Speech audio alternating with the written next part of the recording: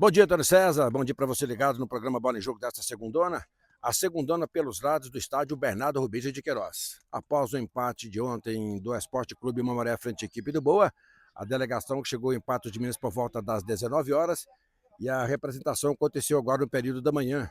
O Toninho acabou batendo papo com os jogadores ali no grande ciclo, no meio campo, trocando algumas ideias em relação aí esse empate do Esporte Clube Mamoré e agora também na sequência para pegar esse Guarani quarta-feira aqui em Patos de Minas, jogo das 19 horas, é claro, uma vez mais com show de transmissão da Super Rádio Patos. Bom, gentilmente nos atende uma vez mais o Ian Augusto, que é recém-contratado, mas já participou 3 vezes.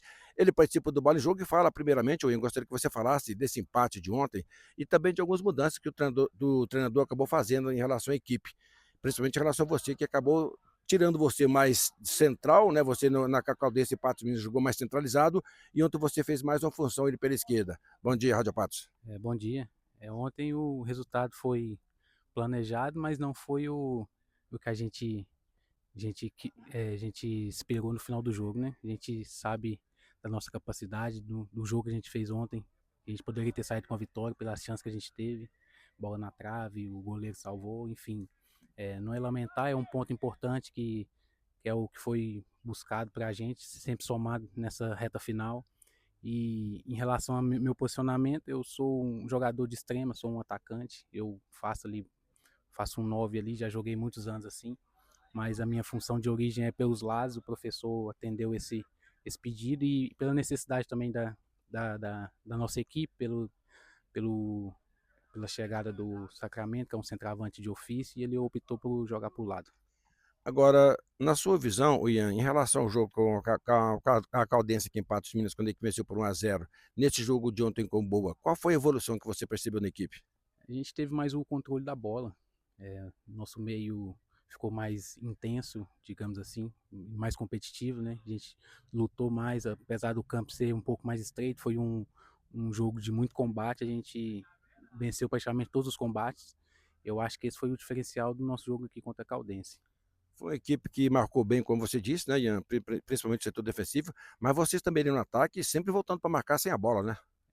Como diz, já é uma característica minha já, desde quando eu comecei a jogar profissionalmente, conseguir ajudar na recomposição e chegar forte no ataque, por ser um jogador de força, de velocidade, uma das minhas características, juntamente com o resto do ataque, que ajuda sempre a defesa, e quando a gente rouba a bola, a gente sair no contra-ataque forte, que é uma das características da nossa equipe. Para esse jogo de quarta-feira, o Guarani sempre foi um adversário difícil. O Guarani com 8 pontos, o Mamaré com 8 pontos, o Guarani um pouquinho à frente dela em relação ao saldo de gols. O que o treinador já conversou com vocês agora pela manhã em relação a esse jogo de quarta-feira? É uma final, né? Porque é um confronto direto. A gente sabe da importância desse jogo. Se a gente quer sonhar com a classificação, a gente tem que vencer quarta, mas não de qualquer jeito, não desesperado, né? Com o controle do jogo, com estratégia, com tática que ele vai passar para a gente. E a gente tem essa consciência de que é um jogo, se a gente quiser classificar, como eu disse, é vencer quarta e não tem outro resultado. E é o momento dos torcedores prestigiarem, né? Principalmente aproveitando essa promoção, viu, Antônio César? R$ 20 o preço de ingresso, R$ 2,30, né? Tá ali o Bruno passando por aqui também. E do torcedor ser o 12º jogador, porque essa vitória será de grandes pretensões para a classificação do Esporte Clube Memorial, né, Ian? Em todo canto o torcedor faz a diferença, independente do clube, da divisão, o torcedor sempre ajuda a equipe, e aqui não é diferente. A gente espera sim a torcida aí, a gente viu no jogo contra a Caldense, já foi um público até considerável. A gente espera vir mais torcedores para ajudar a gente nessa reta final, porque a gente precisa também deles e é uma força a mais. Eu não tive a oportunidade de perguntar para você, ô Ian, em outras conversas, em outra entrevista que você concedeu aqui à Super Rádio Patos, e esse seu reencontro em Patos de Minas, principalmente jogando perto da família. É sempre bom estar em casa, né? Eu passei muitos anos no Nordeste.